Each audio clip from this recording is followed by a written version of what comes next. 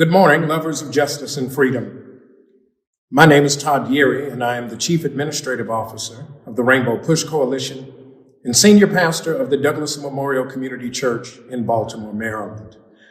On behalf of our leader, Reverend Jesse Lewis Jackson Sr., I welcome you to this important conversation about the next steps on the journey toward justice and a more perfect union.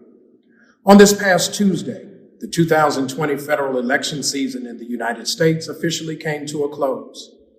After record voter turnout, intense civic engagement, and voter outreach, even litigation to protect the essential civic right of access to the ballot, the final results from the Georgia runoff elections has settled the essential question of the balance of power in both chambers of Congress.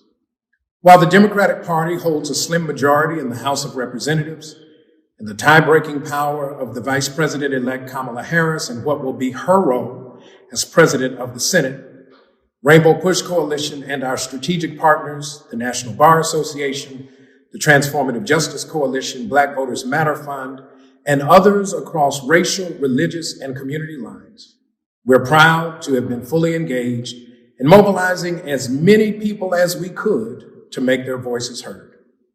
Now, the work of governing begins, and the role of the people is as critical now as it has been during the voting season. Today, we want to share with you a roundtable discussion about the significance of the Georgia runoff elections for U.S. Senate, as well as some policy priorities that need to be addressed in the days ahead. Thank you for joining us this morning.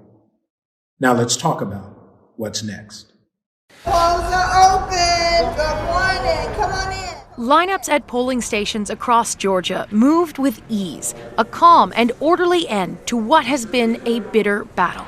The future of the country is on the ballot here in Georgia today. The Republican incumbents need to hold on to just one of the two seats up for grabs in order to maintain control of the U.S. Senate. Both Senators Kelly Loeffler and David Perdue have aligned themselves closely with the president, hoping to tap into his well of support, which has worried some Republicans. All this other sideshow stuff, all this misinformation is not helpful. It isn't on message for certain. But, it's the hand we've been dealt with.